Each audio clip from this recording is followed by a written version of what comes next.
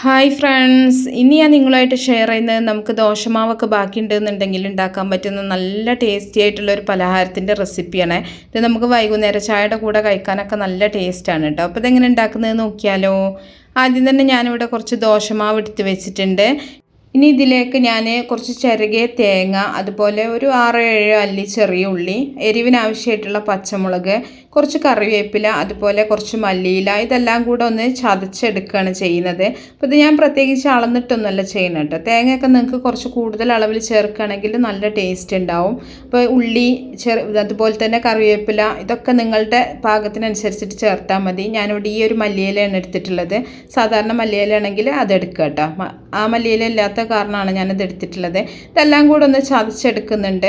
എന്നിട്ട് നമ്മൾ ഈ ഒരു ദോശമാവിലേക്ക് ഇത് ചേർത്ത് കൊടുക്കുകയാണ്. ഒരുപാട് അരച്ചെടുക്കേണ്ട ആവശ്യമില്ല, ഒന്ന് ചതച്ചെടുത്താൽ മതി. മിക്സിയുടെ ചെറിയ ജാറിലിട്ടിട്ടോ അല്ലെങ്കിൽ നമ്മൾ ചതക്കുന്ന കല്ലിലിട്ടോ ഒന്ന് ചതച്ചെടുത്താൽ മതി കേട്ടോ. അപ്പോൾ ഇത് ചേർത്തിട്ട് നന്നായിട്ടൊന്ന് ഇളക്കി മിക്സ് ചെയ്യുക. ദോശമാവിൽ നമ്മൾ നേരത്തെ ഉപ്പൊക്കെ ചേർത്തിട്ടുള്ള ദോശമാവാണെന്നുണ്ടെങ്കിൽ അതിന് പാകത്തിനനുസരിച്ചിട്ട് നമ്മൾ ഉപ്പ് വേണമെങ്കിൽ ചേർത്താൽ മതി. ഇല്ലെങ്കിൽ ഉപ്പുണ്ടെന്നുണ്ടെങ്കിൽ ചേർത്ത് കൊടുക്കേണ്ട ആവശ്യമില്ല.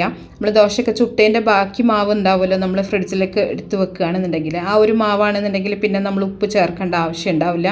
എന്നിട്ട് നല്ലപോലെ ഒന്ന് മിക്സ് ചെയ്തെടുക്കുക. ഞാനിപ്പോൾ ഉപ്പ് കുറച്ച് കുറവായത് കാരണം കുറച്ചുകൂടെ ഉപ്പ് ചേർത്ത് കൊടുക്കുന്നുണ്ട്.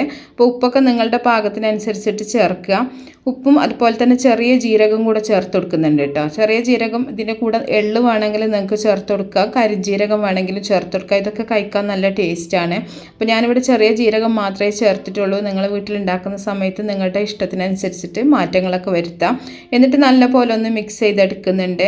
ഇനി നമ്മളിത് ചൂടായിട്ടുള്ള ഉണ്ണിയപ്പത്തിൻ്റെ ചട്ടിയിൽ ഓയിൽ ഒഴിച്ചിട്ട് അതിൽ ഫ്രൈ ചെയ്തെടുക്കുകയാണ് ചെയ്യുന്നത്. അപ്പോൾ ഉണ്ണിയപ്പത്തിൻ്റെ ചട്ടി വെച്ചിട്ട് ഞാൻ വെളിച്ചെണ്ണ ഒഴിച്ചിട്ടുണ്ട്. നന്നായിട്ട് ചൂടായതിനു ശേഷം നമ്മൾ സാധാരണ മാവ് കോരി ഒഴിക്കുന്ന പോലെ ഒന്ന് കോരി ഒഴിക്കുന്നുണ്ട്.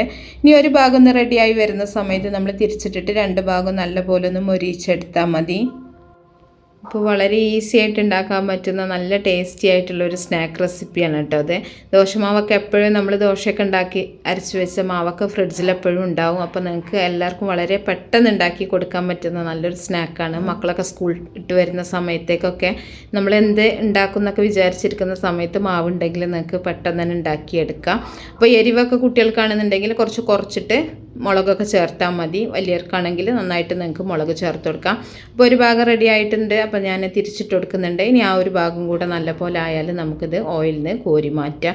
ദോശമാവായത് കാരണം തന്നെ ഉൾഭാഗം നല്ല സോഫ്റ്റ് ആയിരിക്കും, പുറം ഭാഗത്ത് മാത്രമേ മൊരിഞ്ഞിട്ടുണ്ടാവുള്ളൂ. അപ്പോൾ ഇനിയും കൂടുതൽ മൊരിച്ചെടുക്കണമെന്നുണ്ടെങ്കിൽ അങ്ങനെ നിങ്ങൾക്ക് ചെയ്യാം. നന്നായിട്ട് മൊരിഞ്ഞതിന് ശേഷം നമുക്കിത് ഓയിലിൽ നിന്ന് കോരി മാറ്റാം. അപ്പോൾ ഈ ഒരു സ്നാക്ക് എല്ലാവരും ഉണ്ടാക്കി നോക്കുക കേട്ടോ. ഇഷ്ടപ്പെട്ട തീർച്ചയായിട്ടും നിങ്ങൾ ലൈക്ക് ചെയ്യുക, അതുപോലെ ഷെയർ ചെയ്യുക, മാക്സിമം സപ്പോർട്ട് ചെയ്യുക. അപ്പോൾ നല്ല നല്ല റെസിപ്പികളൊക്കെ ആയിട്ട് നമുക്ക് അടുത്തൊരു വീഡിയോയിൽ കാണാം. ഓക്കേ.